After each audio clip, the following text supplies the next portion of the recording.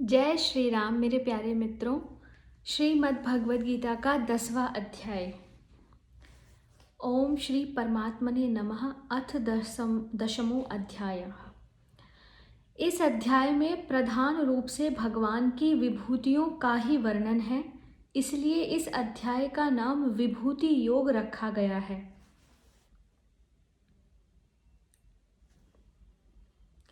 इस अध्याय के पहले श्लोक में भगवान ने पुनः परम श्रेष्ठ उपदेश प्रदान करने की प्रतिज्ञा करके उसे सुनने के लिए अर्जुन से अनुरोध किया है। दूसरे और तीसरे में योग शब्द वाच्य अपने प्रभाव का वर्णन करके उसके जानने का फल बतलाया है। चौथे से छठे तक विभूतियों का संक्षेप में वर्णन करके सातवें में अपनी विभूति और योग को तत्व से जानने का फल बतलाया है। आठवें और नवें में अपने बुद्धिमान अनन्य प्रेमी भक्तों के भजन का प्रकार बतलाकर 10वें और 11वें में उसके फल का वर्णन किया है। तदंतर 12वें से 15वें तक अर्जुन ने भगवान की स्तुति करके 16वें से 18वें तक विभूतियों का और योग शक्ति का पुनः विस्तार पूर्वक वर्णन करने के लिए भगवान से प्रार्थना की है। 19वें में भगवान ने अपनी विभूतियों के विस्तार को अनंत बतलाकर प्रधान विभूतियों का वर्णन करने की प्रतिज्ञा करके 20वें से 39वें तक उनका वर्णन किया है। 40वें में अपनी दिव्य विभूतियों के विस्तार को अनंत बतलाकर इस प्रकरण की समाप्ति की है और 41वें 42वें श्लोकों में योग शब्द वाच्य अपने प्रभाव का वर्णन करके अध्याय का उपसंहार किया है। तो 7वें अध्याय से लेकर 9वें अध्याय तक विज्ञान सहित ज्ञान का जो वर्णन किया गया उसके बहुत गंभीर हो जाने के कारण अब पुनः उसी विषय को दूसरे प्रकार के भली भांति समझाने के लिए 10वें अध्याय का आरंभ किया जाता है। तो भगवान क्या कहते हैं? श्लोक संख्या 1। भूय एव महाबाहो शृणु मे परमं वचः यत्ते अहम प्रीयमाणाय वक्ष्यामि हित काम्यया। भूयः एव महाबाहो शृणु मे परमं वचः यत् ते अहम प्रीयमाणाय वक्ष्यामि हित काम्यया। अर्थात श्री भगवान बोले, हे महाबाहो, फिर भी मेरे परम रहस्य और प्रभाव युक्त वचन को सुन, जिसे मैं तुझ अतिशय प्रेम रखने वाले के लिए हित की इच्छा से कहूँगा। प्रश्न है, भूयः और एव पद का क्या अभिप्राय है? उत्तर है कि भूयः पद का अर्थ पुनः या फिर होता है और एव पद यहाँ अपि के अर्थ में आया है। इनका प्रयोग करके भगवान यह भाव दिखला रहे हैं कि 7वें से 9वें अध्याय तक मैंने जिस विषय का प्रतिपादन किया उसी विषय को अब प्रकारांतर से फिर भी कह रहा हूँ। प्रश्न है, परम वचन का क्या भाव है और उसे पुनः सुनने के लिए कहने का क्या अभिप्राय है? उत्तर है कि जो उपदेश परम पुरुष परमात्मा के परम गोपनीय गुण, प्रभाव और तत्व का रहस्य खोलने वाला हो और जिससे उन परमेश्वर की प्राप्ति हो, उसे परम वचन कहते हैं। अतएव इस अध्याय में भगवान ने अपने गुण, प्रभाव और तत्व का रहस्य समझाने के लिए जो उपदेश दिया है वही परम वचन है और उसे फिर से सुनने के लिए कहकर भगवान ने यह भाव दिखलाया है कि मेरी भक्ति का तत्व अत्यंत ही गहन है, अतः उसे बार बार सुनना परम आवश्यक समझकर बड़ी सावधानी के साथ श्रद्धा और प्रेम पूर्वक सुनना चाहिए। प्रश्न है, प्रियमाणाय विशेषण का और हित काम्यया पद का प्रयोग करके भगवान ने क्या भाव दिखलाया है? उत्तर, प्रियमाणाय विशेषण का प्रयोग करके भगवान ने यह दिखलाया है कि हे अर्जुन, तुम्हारा मुझ में अतिशय प्रेम है।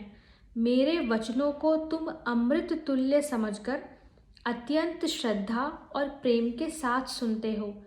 इसलिए मैं किसी भी प्रकार का संकोच न करके बिना पूछे भी तुम्हारे सामने अपने परम गोपनीय गुण, प्रभाव और तत्व का रहस्य बार बार खोल रहा हूँ। यह तुम्हारे प्रेम का ही फल है तथा हित कामया पद के प्रयोग से यह भाव दिखलाया है कि तुम्हारे प्रेम ने मेरे स्वभाव में तुम्हारी हित कामना भर रखी है। इसलिए मैं जो कुछ भी कर रहा हूँ, कह रहा हूँ, स्वाभाविक ही वे ही बातें कह रहा हूँ जो केवल तुम्हारे हित ही हित से भरी हैं। पहले श्लोक में भगवान ने जिस विषय पर कहने की प्रतिज्ञा की है उसका वर्णन आरंभ करते हुए वे पहले 5 श्लोकों में योग शब्द वाच्य प्रभाव का और अपनी विभूति का संक्षिप्त वर्णन करते हैं। श्लोक संख्या 2। न मे विदुः सुरगणः प्रभवं न महर्षयः अहमार्दिः देवानां महर्षीणां च सर्वशः। न मे विदुः सुरगणः प्रभवं न महर्षयः अहमादिर्हि देवानां महर्षीणां च सर्वशः। अर्थात मेरी उत्पत्ति को, अर्थात लीला से प्रकट होने को न देवता लोग जानते हैं और न महर्षि जन ही जानते हैं, क्योंकि मैं सब प्रकार से देवताओं का और महर्षियों का भी आदि कारण हूँ। प्रश्न है यहाँ प्रभवम पद का क्या अर्थ है और उसे समस्त देव समुदाय और महर्षि जन भी नहीं जानते, इस कथन का क्या अभिप्राय है? उत्तर है कि भगवान का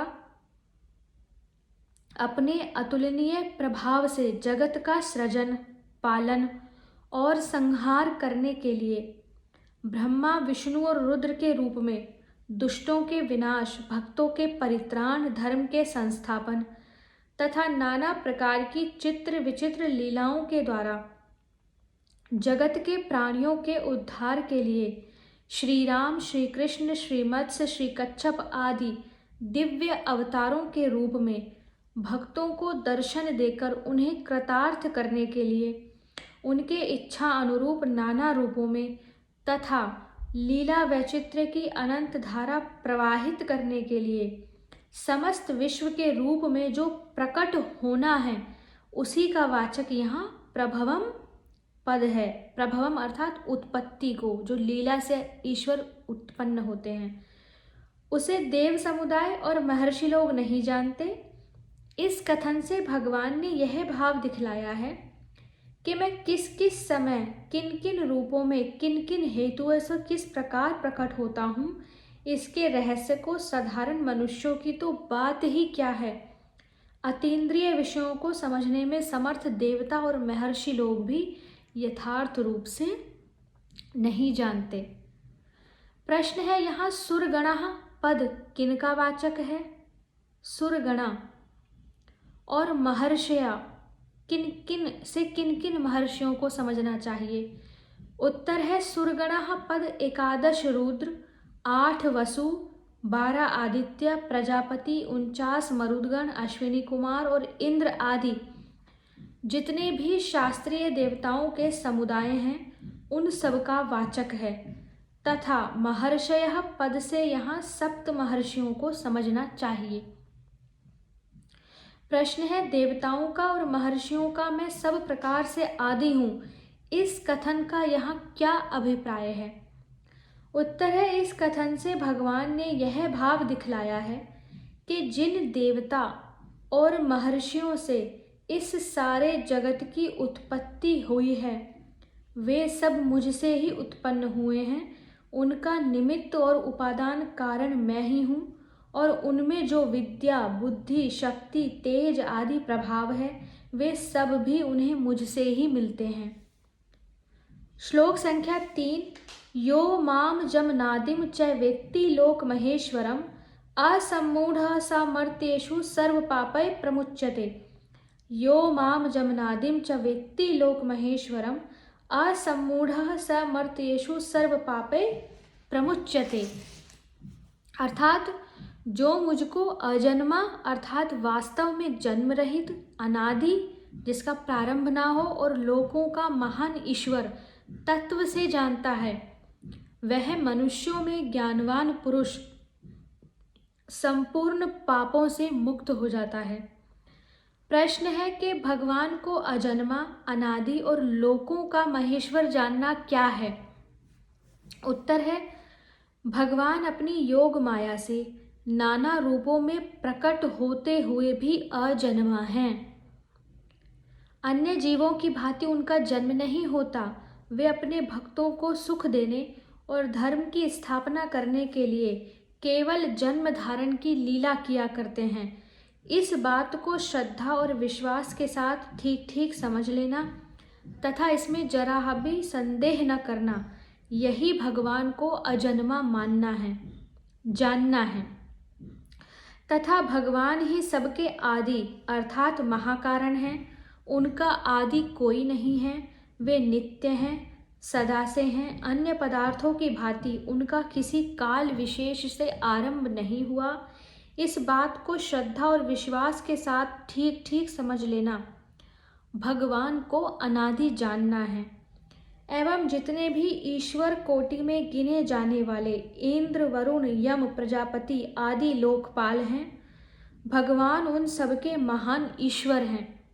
वे ही सबके नियंता, प्रेरक, कर्ता, हर्ता, सब प्रकार से सबका भरण पोषण और संरक्षण करने वाले सर्वशक्तिमान परमेश्वर हैं। इस बात को श्रद्धा पूर्वक संशय रहित ठीक ठीक समझ लेना, भगवान को लोकों का महान ईश्वर जानना है। प्रश्न है, ऐसे पुरुष को मनुष्यों में असम्मूढ़ बतलाकर जो यह कहा गया कि वह संपूर्ण पापों से मुक्त हो जाता है, इसका क्या अभिप्राय है? उत्तर है कि भगवान को उपयुक्त प्रकार से अजन्मा, अनादि, लोक महेश्वर जानने का फल दिखलाने के लिए ऐसा कहा। अभिप्राय यह है कि जगत के सब मनुष्यों में जो पुरुष उपयुक्त प्रकार से भगवान के प्रभाव को ठीक ठीक जानता है, वही वास्तव में भगवान को जानता है। और जो भगवान को जानता है वही असम्मूढ़ है। असम्मूढ़ अर्थात ज्ञानवान है। शेष तो सब सम्मूढ़ ही हैं। और जो भगवान के तत्व को भली भांति समझ लेता है, वह स्वाभाविक ही अपने मनुष्य जीवन के अमूल्य समय को सब प्रकार से निरंतर भगवान के भजन में ही लगाता है। विषय लोगों की भांति भोगों को सुख के हेतु समझकर उनमें फंसा नहीं रहता। इसलिए वह इस जन्म और पूर्व जन्मों के सब प्रकार के पापों से सर्वथा मुक्त होकर सहज ही परमात्मा को प्राप्त हो जाता है। श्लोक संख्या 4 से आगे के वीडियो में पढ़ेंगे। हरे कृष्णा।